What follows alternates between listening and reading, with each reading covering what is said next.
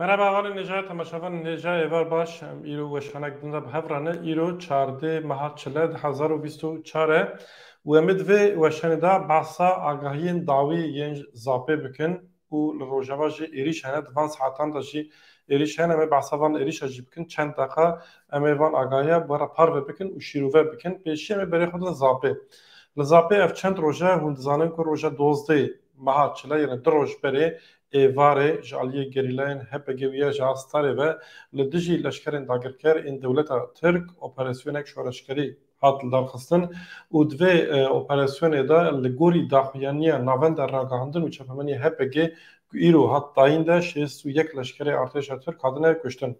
Ev di sê roje dewleta Tirk li ser vê mijarê daxive li civîna li ser hev çê dikin, daxuyaniye didin, şerê psikolojik didin meşandin, nûçeyên derew didin meşandin, hetanî niha îtiraf kirine ku neh leşkerê wan hatine kuştin, lê li gorî daxuyaniya HPG ku HPG divê şêst û yek leşkerê wan hatine kuştin, bîst cenazeyê wan yani kuştina bîst cenazeya hatiye belgekirin, hatiye qeydkirin di daxuyaniya HPG de gelek agahiyên berfireh henin lê belê dewleta Tirk weke her tim agahiyên rastî ji gel ve dişêre û yani rewş reş bê wek spî nîşan dide, spî bê wek reş nîşan dide, dibêjin li pişt vê êrişê li pişt vê çalakiya Amerîka heye, nizam çi heye, daxuyaniyê wa didin em pêşî berê xwe din daxuyaniyê HPG çi gotiye pişt re jî çend gotin em ê lê zêde bikin û li rojava jî agahî nûçe henin ev dîmenên nû ji rojava tên navendê elektrîkê dîsa navendên santralên elektrîkê her wiha ambarê genim fabrikaya çîmento deverên wisa têne bombebarankirin li Kobanê li Cizîrê agahiyê dawî em were parve bikin îro ji rojava daxuyaniyê jî hate dayîn divê daxuyaniyê de jî agahiyên girîng henin. Daxuyaniya HPG ev e di malpera HPG de jî heye ev operasyona şoreşkerî ya şehîd Helmet Dêrelok roja 23 kanûnê di çalakiya li Zapê de dîsa şehîd bibû û ev operasyon li ser navî pêkatiye. Niha daxuyaniyê de beşa ku behsa Zapê tê kirin ev e.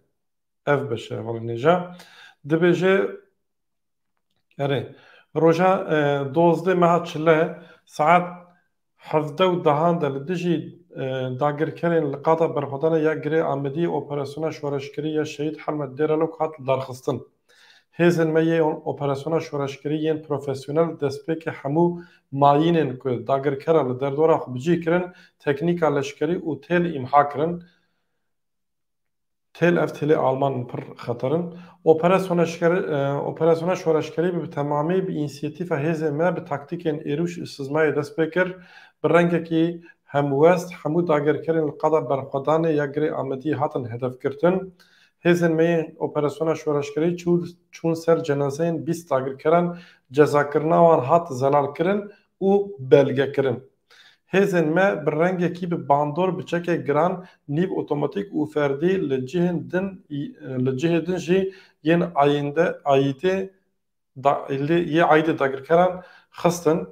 Hêza me ya operasyona şoreşkerî ya profesyonel çar qase bombeyên dest, çeka bombeavêj û gileyên wan ên aîdê dagirkeran desteser kirin û li dijî dagirkeran bi kar anîn bi çekên dijmin li dijmin xistin. Ev jî tişkî balkêş e. Hat zelalkirin ku divê operasyona şoreşkerî de şêst û yek dagirker hatine cezakirin û çar dagirker jî birîndar bûne yani şêst û yek leşker hatine kuştin, çar jî birîndar bûne. Bi rengekî bi bandor li gelek dagirkerên dibin kolan de jî hate xistin, ew jî hatin cezakirin lê hejmara wan nehat zelalkirin. Divê operasyona şoreşkerî de hêzên me di qadên jiyanê yên aîdê dagirkeran, sê konteyner, 11 çeper, di cihên lojîstîkê, cihekî cepxanê, pergaleka ragihandinê, jeneratörek, pergaleka radarê, kamerayeka mobesaya normal, mobesayeka termalê, du çekên A4, du çekên bombeavêj ên bi zincîr, ên mezin û heşt telefonên wan dan ber agir û îmha kirin. Divê operasyona şoreşkerî de hevreyên me serxebûn û rizgar bi rihê fedayî yên Apoyî cesareteka bilind şer kirin û şehîd bûn, di gerîla şehîd bûne. جبلی هر دو هفرین ما تو وندهیک ما یندن چه نبود و اپراسیون شورشگری ده تشتین لسر داگرکران هفت چکن فردی MPT 55 205 گلین چکا MPT 55 چهار چکن بمب آوش این به تنبور چکک بمب آوش آیکی دو چکن نیو اتوماتیک بیکسی دست گلین چکا نیو اتوماتیک بیکسی گرک تشتیندن ور جمارتنه دست سر کرنه و دیسا روژا 13 چله یعنی دو نیو روژی به چککی فردی و نیو اتوماتیک دیسا چالکی هاتیل درخستن و دوی چالکی دجی لشکرکی ترک هاتیه گشتن داخیانی هپکی بوی رنگیه نهار روژا دست پیکش خو دساعتن وی چالکی دا دیار بوکه ev çalakiyeke mezin e. Çima diyar bu? Ji ber ku li Ankara'ya, li İstanbul'a yani çapemeniya Türkiye'de Rêveberiya Dewleta Türk partiyên siyasî bi nava hev ketin panîkê, civîn ser hev civîn pêkanîn, daxuyaniyên tûj dan, hema êrişê rojava kirin, yani diyar bu ku tiştek normal ye. Pêşî gotin 5 leşkerê me, piştre gotin 6, piştre 7, 8 dawiye gotin ne leşkerên me hatine kuştin. Yani atmosfera ku dan nîşandan û daxuyaniya ku dan ne muqabilê hebûn, ne li gorî hebûn. Bi daxuyaniya fermî xwastin meselê biçûk bikin.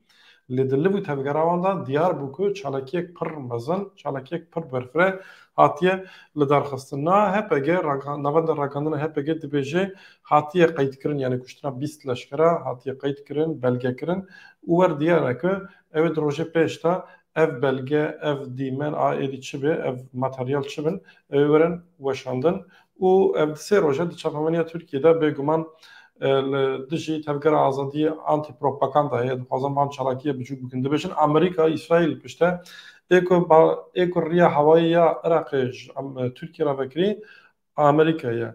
Ji 2017 heta niha. Dîsa helîkopterê wan, F-16yê wan hemî ê Amerîkayê ne.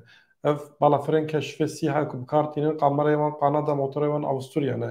Hemû çekên NATOyê li gel wan in, çekê kîmyevî, çekê kimyasal bikartînin evanayên NATOyê ne. Yani ji Amerîka û NATOyê nebe Tirkiye nikare metreyekî jî bikeve Başûrê Kurdistanê lê ji bo ku rewşê berova jî bikin dibêjin Amerîka piştî vê çalakiyê ye. Li zapê rewş ev e vanînêşan niha li rojava weke her tim êriş berdewam dikin lê dema ku çalakiyê li dij gerîla li dijî leşkerên Tirk zêde dibin êrişê xwe jî zêdetir dikin çima yani vay em tiştekî dikin dixwazin propaganda bikin. Depoya genim a li Kobanê depoya genim hat bombebarankirin. Dîsa navenda elektrîkê ev der navenda elektrîkê ya li başûrê Kobanê ya li ser rêya Helebê ye. Kobanê du caran hat Beleta Maşavan Êja careke dewleta Tirk a dagirker biriya balafirên xwe bê mirov navendên xizmetguzariyê li Kobanê dike amaç vê carê jî stasyona kehrebeya ku li ser rêya Helebê dikeve li başûrê bajarê Kobanê du caran hat amaçgirtin wek ku ager tamamî bi stasyonê ketiye tîmên agirkuciyê na hewtetin vî agirî kerdin. Evet, ev der Kobanê navenda elektrîkê, navenda kahrebê hatiye ev kirin, bombebaran kirin. Ev jî dîmenek din evê ye. Dîmenek din vê navendê ye. Li navenda genim jî xistin binir depoya genim û daristana Koba bombebaran kirin. Depoya genim yani bombebaran dikin. Yani tiştekî pir acêb e. Îro biborin an heyda heye ev nûçe ez nîşanê we bidim îro binir ji ber êrişên ceyrana Kobanê eyn îsa û 66 gundan qut bû 66 gün. Yani ev tiştekî pir balkêş e yani sûcê şer e bi rastî jî. Îstasyona ceyranê ya Kamuşlû dîsa hat bombebarankirin. Şirketek hat bombebarankirin. Êrişê qirkirinê berdewam dikin. Yani gelek deveran aynı tiştin li Bakur û Rojhilatê Sûriyê dewam dikin dibêje binir li Qamişloyê li şirketa Nêrgiz li gundê Herêma Şêxo hat bombebarankirin. Îro daxuyaniyek jî hate dayîn li ser navê Rêveberiya Bakur Rojavayê Sûriyê ya Herêma Meclîsa Rêveberiya Xwesera herem kantona Cizîrê Diyarbekir û êrişên dawînê dewleta Tirk a dagirker gelek saziyên xizmetguzariyê ji xizmetê dûr xistine û bang li pêkate kir ku pergela parastinê li hember şerê qirkirinê xurt bikin. Yani êrişê li dijî rojava jî bi her awayî berdewam dikin serê her daqeyekê nûçeyek tê. Werxuyeyê ku li dijî gerîla, li dijî çalakiyên gerîla bêçare mane nikarin tişkî bikin.